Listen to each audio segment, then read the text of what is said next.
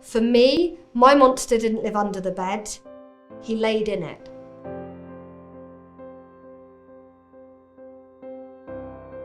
My name is Natasha Saunders and I currently live in Herefordshire. So when I was 17, I met a guy who was 14 years older than me. Very, very quickly I was living with him. He proposed to me. And it was, stop working, stop seeing your friends. Why do you want to see your friends when you've got me? And things like that. He would manipulate situations, your friend tried to come on to me, so I wouldn't speak to her anymore. And very, very quickly I found myself isolated. I had my daughter, Darcy, she's now 11. His first words after I had Darcy were, don't just stare at it, shut it up. When people were around, he was the perfect family man, every single time. Fast forward a few years, I had my son Thomas.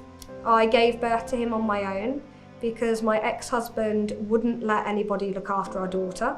I had my son and he made me go home that night. So we got home at about 1:45 in the morning. I managed to settle Darcy after he'd told her that we didn't love her anymore. We loved the new baby more than her already because she was 3 and she was being really unsettled. And then he decided that once they were settled that he was going to have sex with me, despite the fact that I'd just delivered a baby, the fact that I had stitches, and he just went ahead anyway.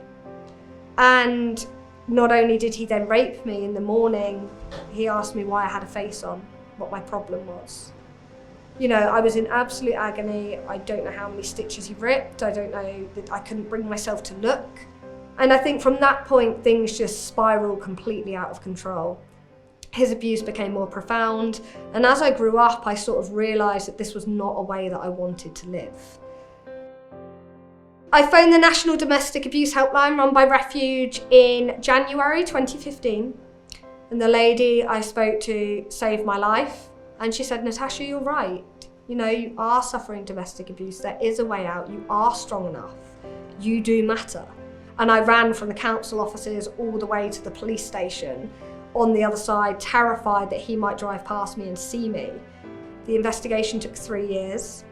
And he eventually was found guilty of 3 counts of rape and 1 of sexual assault by penetration, and sentenced to the maximum sentence of 15 years.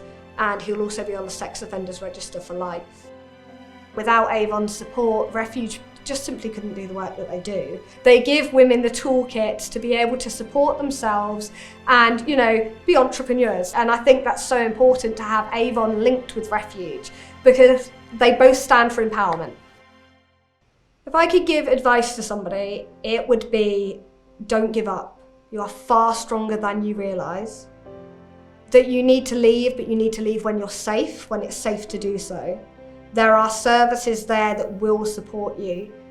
I want to do as much work as possible to show women and girls the mindset that helped me survive. I've gone from living in a house where I was scared when he walked in the room to, I am married to my best friend. I've got the world at my feet, and any woman or girl who is in this situation, there is help, there is support. All storms pass.